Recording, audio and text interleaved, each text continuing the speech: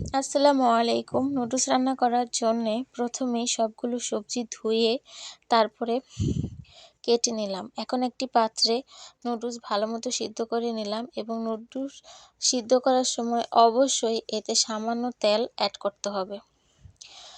এখন নুডলস ভালোমতো সিদ্ধ হয়ে গেলে চুলায় একটি কড়াই বসিয়ে দেব এবং তেল গরম হয়ে গেলে আগে থেকে কেটে ধুয়ে রাখা আলুগুলো দিয়ে দেব এবং তাতে পরিমাণ মতো লবণ, মরিচ ফাঁকি, হলুদ ফাঁকি দিয়ে ভালোভাবে মিক্স করে ভেজে আলুগুলো তুলে নেব। এরপরে একই কড়াইতে পেঁয়াজ কুচি দিয়ে পেঁয়াজটা ভালো মতো ভাজা ভাজা করে নেব যাতে পেঁয়াজের কাঁচা গন্ধটা চলে যায় এবং পেঁয়াজ ভাজা ভাজা হয়ে গেলে তার মধ্যেই একটি ডিম দিয়ে দেব এবং সামান্য পরিমাণে লবণ দিয়ে দেব। তারপরে সবগুলো একসাথে ভালোভাবে ভাজা ভাজা করে নেব।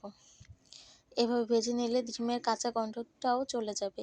এরপর এখানে আগে থেকে কেটে রাখা কাঁচামরিচ আর টমেটো দিয়ে দেব। তারপরে সবগুলো একসাথে আবার একটু ভেজে নেব এবং সবগুলো ভাজা হয়ে গেলে এতে আগে থেকে ভেজে রাখা আলুগুলোও দিয়ে দেব। এখন সবগুলো মিক্স করা হলে সেদ্ধ করা নুডলস দিয়ে দেব এর উপরে এবং সুন্দর করে সবগুলো মিক্স করে নেব। এখন নুডলস মিক্স করা হয়ে গেলে নুডলসের মশলা দিয়ে দেব এবং সব কিছু আবার একটু ভেজে নেব। এতে করে নুডলসটাও ভাজা ভাজা হবে এবং এর স্বাদও বেড়ে যাবে।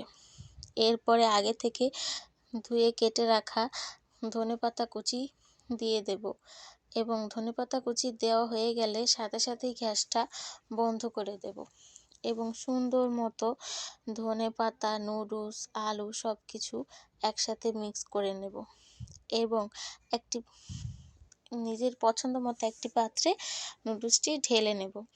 এভাবে পরিবেশন করা হলো একটি সুন্দর মজাদার নুডলস।